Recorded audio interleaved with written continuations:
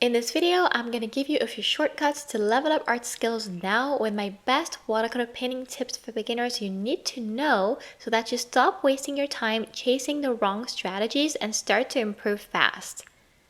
I'll be sharing my process for this bird painting throughout the video. Hi, I'm Françoise. I'm a watercolor and mixed media artist. I upload new videos every week, and you can also find me teaching classes on Skillshare. I've been painting for almost 3 years now, and it's been a hell of a ride with a lot of ups and downs. And while there are things that I'm happy that I did, there are other things that I wish that I knew so that I would have saved myself some time and energy.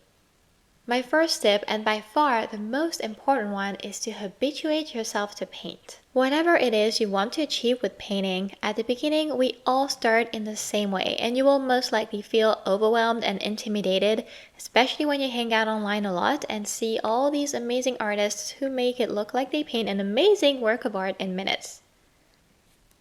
The truth is that if you're serious about improving your art, it is crucial to put ego and fears aside and get started now, and to make it a habit to create. Because when nothing changes, and once you're able to change and actually create consistently, great things will come your way little by little. This really is the first step. I know it is difficult to pick up a paintbrush sometimes, at least at first, so try and stick with a schedule of at least one session per week, ideally more, for a few weeks. The beautiful art you see online should be seen as extra fuel to get you motivated to paint. If you have been thinking about art more than actually doing art, it's interesting to wonder why you won't paint as much as you'd like. Is it fear of failure? Is it you're tired? Try and identify how you can work on yourself and get up and go create art. Throughout my journey, I have come to work on myself to improve my mindset through books and courses because I'm serious about my art, and yes, sometimes it's difficult to push ourselves. When I started, I was clueless about the whole mindset issue and very far from asking myself what to do or to stop doing in order to become more consistent with creating. This simple act of asking yourself how to become a little bit better really helps to move towards the right direction if you're feeling lost or overwhelmed. My second tip, an excellent one for beginners who don't know where to start or how to stay motivated, is to take part in challenges. There are plenty of them in Facebook groups and over on Instagram, and I've talked about that before on this channel because that's how I got started. After a few months of lonely and boring painting time, I started participating into these kinds of challenges. A lot of times there are giveaways with cool art supplies, and it is all the more motivating to outdo yourself to paint and learn new stuff, so if you haven't tried it yet, give it a go. This tip will also help you become more consistent and motivated in general, so it really supports the idea of making painting a habit. It is also a nice way to make online friends. My third tip is to take classes, loads of them and from loads of different people. This is great for artists of all levels, beginners in particular, and when you don't love to take part in challenges or you're tired of them, or maybe you just need more guidance on how to actually paint, classes are an awesome alternative, and of course, they help you level up fast. A recommendation is to be careful and vary your sources to avoid and become too influenced by one of them in particular. There are many places to go to take classes, and giveaways are pretty common as an extra motivator. My favorite places to learn are Skillshare, so much so that I teach there now, and I also tried and enjoyed other platforms like Domestika, Art Hustle, and also artists' websites, as sometimes courses will be hosted directly within the artist's website. Start following your favorite artists on Instagram, and you will come to find new classes with some of them. You can also check out hashtags like Painting Challenge and similar ones. These first 3 tips should give you a huge boost for motivation. Now it's not the only way to level up. Your surroundings also help. And my fourth tip is about supplies. Follow your intuition as to which ones you want to start with. By that, I mean that if you feel completely overwhelmed with all the paintbrushes, papers, and paints there are to choose from, it was my case when I started, and I made some old videos about it when I was a beginner, with my beginner point of view.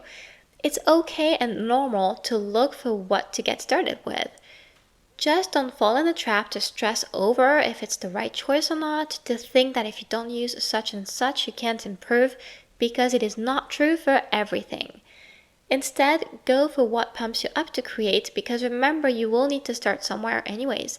And big fact here is that your taste will change over time anyways, and for the most part, everyone will favor different types of supplies. So getting started with what you have will always be your biggest asset. You will also get to experiment along the way with many different things, even if right now it seems so far away. So I promise you, it's not cliche. The best way to go about it is just get started now. I will place links to my supplies in the description of this video as a reference. They have been the same for 2 years now because they suit me well. In short, the one thing I always recommend for watercolors, because this will move your practice forward for sure, are 100% cotton papers, cold pressed finish with brands like Arche, Winsor Newton, Saunders Waterford, and Canson L'Héritage for the ones I've tried at least. They are pricey papers, but they make such a huge difference in how it feels like and looks like to paint that without hesitation, I always recommend those over the cheaper wood pulp papers. This is because with wood pulp paper, the paint dries fast and sometimes there can be marks. It's harder to layer, harder to work in general. And it can be discouraging, especially when you take classes and you can't seem to recreate the project on the class. A tip to ease the expensive buy that 100% cotton papers represent is to go ahead and purchase a block of it and cut each sheet from the block into small pieces. The block will last a lot longer and it doesn't feel as bad to practice on quantity paper when it's just small sheets. To this day, I still paint mostly on 8 by 10 inches sheets, and when I started, I painted on 5 by 7 sheets. Then one small and one large round paintbrush that fits the sizes of paper you are comfortable with is always useful. Mine are Raphael paintbrushes. And if you can't afford one and like detailed work, a detailing paintbrush like the Silver Brush Black Velvet is nice, although at the very beginning, basic round paintbrushes seem more than enough, so unless you're ready for more, I wouldn't even bother. I started with my Raphael paintbrushes and I did fine this way for the first year. My first videos on this channel were made using these, so you see it's possible to move forward with minimal supplies. When I improved, I felt ready to paint in a more realistic way, and these detailing paintbrushes became a part of my practice at that moment. For paints, I would just say to stick with a brand that seems to be commonly used online. Student grade paints are cheaper and they do give excellent results. I even find it hard to tell the difference. It really isn't what matters most unless you want to sell your paintings, in which case professional paints will be more suitable as they look great for longer on paper.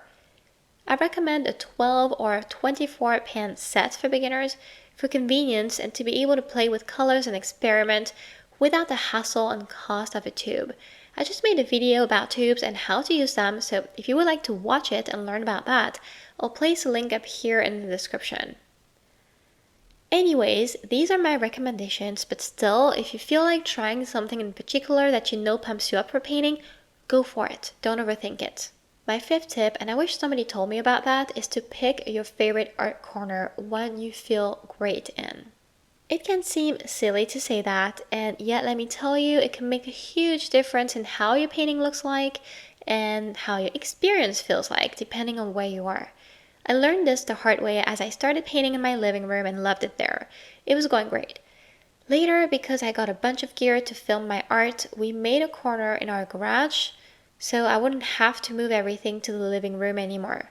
My garage is very hot in the summer, crazy cold in the winter, and it's all concrete and spiders there. And I can tell you that for all these reasons, I did not enjoy painting there, nor did I enjoy the results I was getting. I really had to push myself to paint at that time. I stuck with it for 6 months and it feels like I didn't do anything I loved while there. So I just ended up coming back to my living room where I enjoy painting a lot more, and surprisingly, my art has been looking and feeling just fine for the most part since then. Another tip that is worth mentioning, especially if you want to make art a career sometime later in your practice, is to take advantage you're new to experiment now, because later it will be harder to do that. The art space seems so saturated, I hear it all the time that we should niche down to stand out. But keep in mind that once you become a bit known for something, it becomes harder to switch. So why not start right away with everything and anything you want to paint without restriction and go from there? To this day, I have been preventing myself from working in other mediums, and while I don't regret developing my watercolor skills, still I wonder if instead of overthinking everything, I shouldn't have just followed my intuition about what I wanted to paint with. A tip now for those of you in particular who share on Instagram and who sometimes compare yourself, or you feel like your art is not being seen at all and it's just frustrating, my tip would be to just ignore other people or the artists for a while and just focus on your art. And I'm being super open about it because, of course, numbers and recognition from your peers is not what matters in the end. It's the fun and pleasure from creating the art. But I know for discussing this often with others that it's common for a lot of people to feel this way at one point or another, to compare yourself, to just feel like you're not seen. Whether you're painting for fun or art has become a career, it just happens online. There's so much noise that is called, and it can feel defeating even for a more experienced artist.